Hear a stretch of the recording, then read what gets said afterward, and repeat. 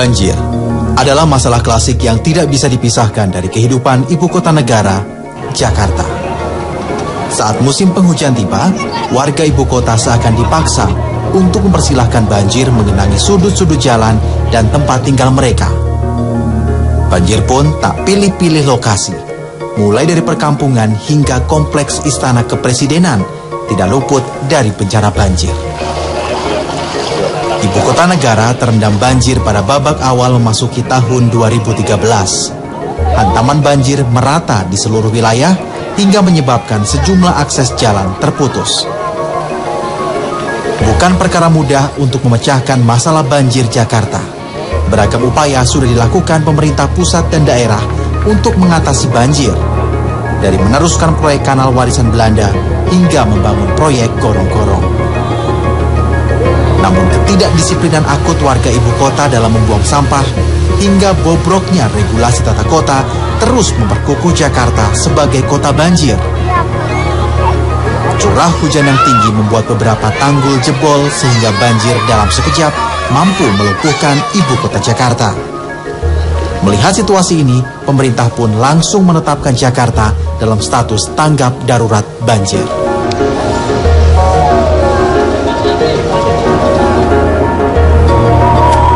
Ya pemirsa, sejarah membuktikan bahwa banjir tidak bisa dipisahkan dari kehidupan ibu kota Jakarta.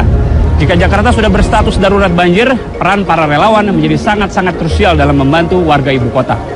Indonesiaku kali ini akan mengajak Anda melihat suka duka para relawan di balik musibah banjir Jakarta tahun ini. Pemirsa, inilah Indonesiaku.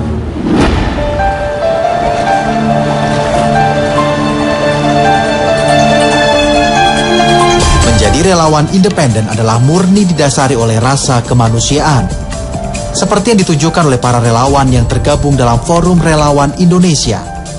Begitu Jakarta berstatus darurat banjir, puluhan relawan ini segera meluncur ke beberapa titik banjir di Jakarta untuk membantu korban. Berbekal pengalaman sebagai pecinta alam dan penggiat olahraga ekstrim, para relawan ini siap mengabdikan dirinya untuk membantu sesama tanpa imbalan apapun. Dari kebutuhan logistik hingga alat-alat evakuasi pun mereka rogoh dari kocek mereka sendiri. Kalau biasanya kan memang kalau evakuasi korban maupun distribusi bahan makanan ini pasti kan ada kesulitan. Kalau teman-teman relawan sendiri apa sih kesulitannya sebenarnya kalau situasi darurat banjir kayak gini? Kalau saat ini mungkin kesulitannya masyarakat yang bisa dibilang ketika kami coba untuk mapping ke daerah yang tidak terjangkau, tapi di tengah jalan mereka juga teriak lapar dan lapar. Akhirnya kita coba untuk menyisihkan beberapa makanan yang memang akan kita bagikan di tengah jalan supaya bantuan yang utama yang untuk di dalam itu tetap sampai. Jadi jangan sampai justru bantuan utamanya putus di tengah jalan. Perjalanan saya hari ini adalah mengikuti para relawan untuk mendistribusikan makanan dan minuman kepada para korban banjir di Pluit, Jakarta Utara yang masih bertahan di kediamannya.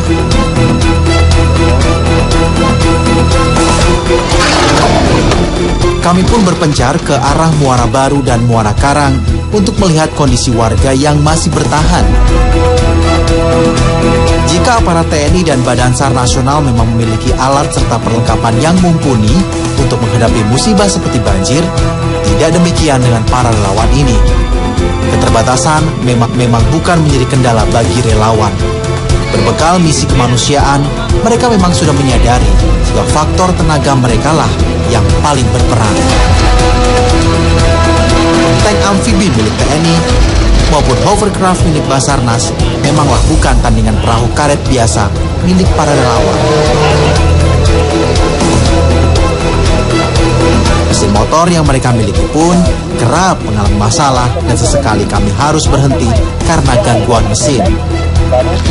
Namun kerja mesin motor memang sangat membantu kami agar tidak terus-menerus mendayung selama berjam-jam karena jarak yang kami tempuh bisa mencapai 5 hingga 10 km.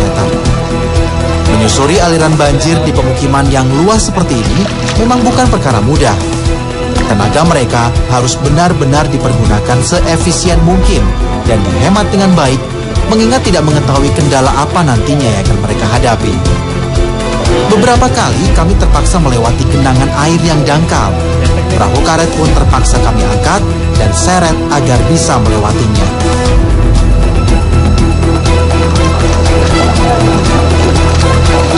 Setelah hampir 2 jam mengarungi banjir di pemukiman, akhirnya kami tiba di pemukiman yang masih terperangkap air di daerah Muara Baru. Pemukiman nelayan ini terletak di belakang pemukiman mewah. Sudah beberapa hari sejak banjir mengenangi kawasan Pluit, warga di pemukiman kumuh ini belum mendapatkan bantuan. Ya kebetulan aksesnya terputus nih. Katanya di dalam situ masih ada beberapa warga yang masih belum dievakuasi, masih tinggal di atap. Kata kita coba cek dulu, nanti baru kita bagi-bagiin distribusi logistik.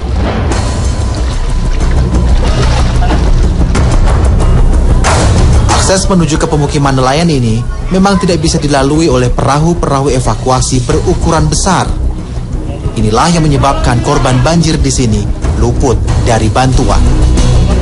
Mengetahui lokasi pemukiman nelayan ini belum terjamah bantuan, kami pun segera menghubungi relawan lain untuk bergerak menuju lokasi. Warga yang melihat kedatangan kami pun sangat antusias, sehingga tak segan untuk membantu relawan mengangkat perahu karet. Kami pun harus bergerak cepat untuk menyiapkan makanan dan minuman yang harus didistribusikan kepada korban. Membagikan makanan dan minuman kepada korban yang kelaparan seperti ini memang bukan tanpa resiko. Korban yang sudah berhari-hari kelaparan terkadang bertindak di luar dugaan, seperti merebut makanan dan minuman yang justru bisa membahayakan para relawan. Untuk itu, tetap diperlukan pengamanan aparat dalam misi kemanusiaan seperti ini.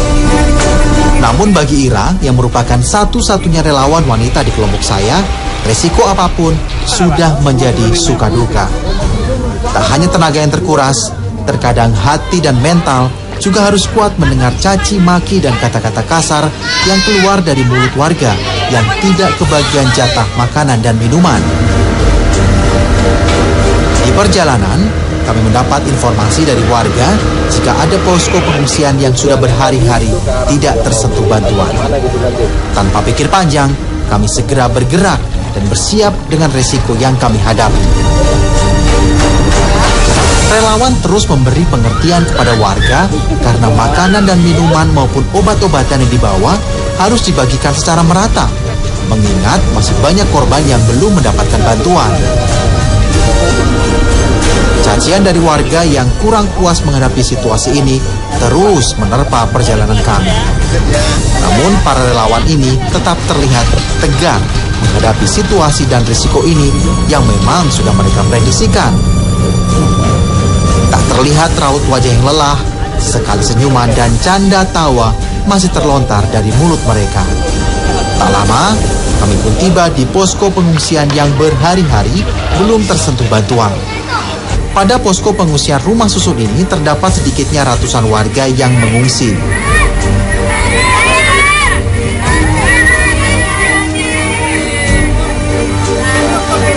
Melihat kedatangan kami, pengungsi, baik anak dan orang dewasa, langsung menyerbu bahan makanan dan minuman yang kami bawa.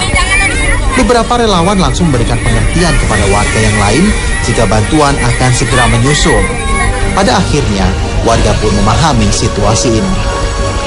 Selang beberapa jam, bantuan pemerintah dan berbagai yayasan pun mulai sampai. Rumah susun ini merupakan salah satu posko pengungsian di daerah Muara Baru ini. Sebelumnya memang 2 hari terakhir bantuan yang datang ke posko pengungsian di rumah susun ini selalu terhambat karena keburu dijarah sama masyarakat yang bertahan di pemukiman sana. Jadi sebelum logistik masuk sudah keburu dijarah. Nah baru hari ini mereka bisa merasakan bantuan makanan karena tadi para relawan berhasil menembusnya lewat laut, jadi muter ke belakang. Sampai sekarang alhamdulillahnya bantuannya bisa datang.